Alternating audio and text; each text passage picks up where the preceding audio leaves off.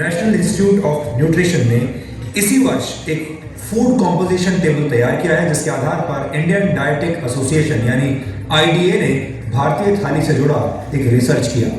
इस रिसर्च के मुताबिक पिछले 30 वर्षों से भारतीय भोजन की ताकत और उसके पोषक तत्व लगातार कम हो रहे हैं। आपने अक्सर बड़े बुजुर्गों को ये कहते हुए सुना होगा कि पुराने जमाने में भोजन की बात ही कुछ और हुआ करती थी, हर चीज शुद्ध होती थी और आपका खाना शरीर को लगता था। बड़े बुजुर्गों की ये बात अब सच साबित हो रही है।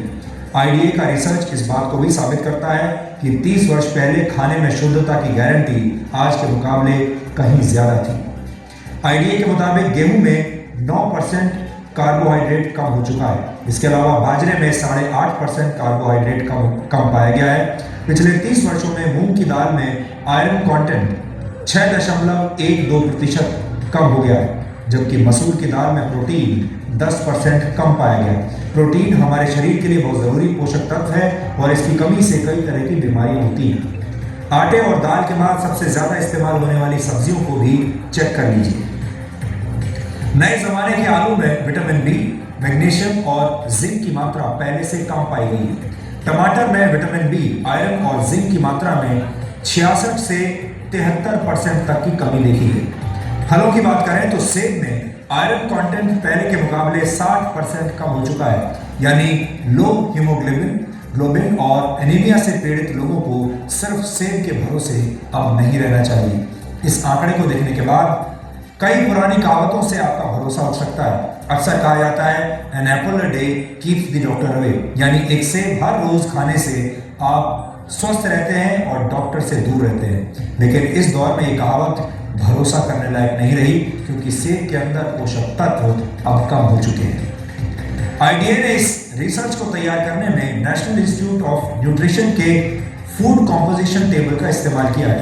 एनआईएन ने 528 तरह के खाद्य पदार्थों में मौजूद 151 पोषक तत्वों की जांच की है।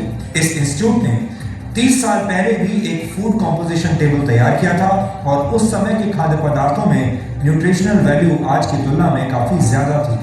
एक्सपर्ट्स के मुताबिक खेतों में पैदावार बढ़ाने और फसल को बीमारियों से बचाने के लिए पेस्टिसाइड्स और खाद का ज्यादा इस्तेमाल किया जाता है और केमिकल के ज्यादा इस्तेमाल से भारत की मिट्टी में पोषक तत्व लगातार कम हो रहे हैं, जिसकी वजह से खेतों में उगने वाले अनाज, सब्जियों और फलों के पोषक तत्वों में भी गिरावट आ रही है।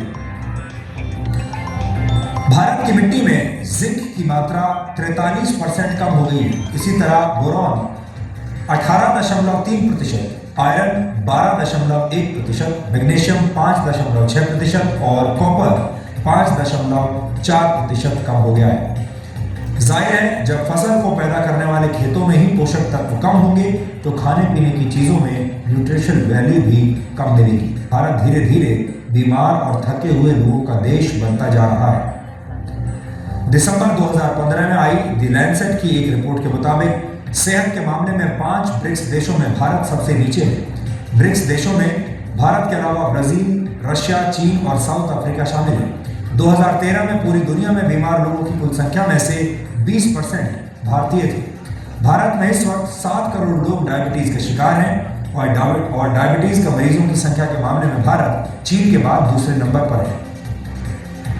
वर्ल्ड कांग्रेस ऑफ कार्डियोलॉजी के मुताबिक सन 2020 तक भारत में होने वाली 40% मौतें दिल से संबंधित बीमारियों की वजह से होंगी।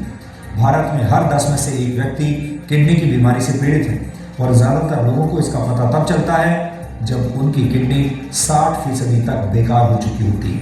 ये सारी बातें सुनकर आप चिंतित जरूर हो रहे होंगे। आप सोच रहे होंगे कि एक तरफ भारत के लोग बीमार हो रहे हैं और दूसरी तरफ हमारे भोजन के अंदर मौजूद पोषक तत्व भी कम हो रहे हैं। एक तरह से दोहरी मार है।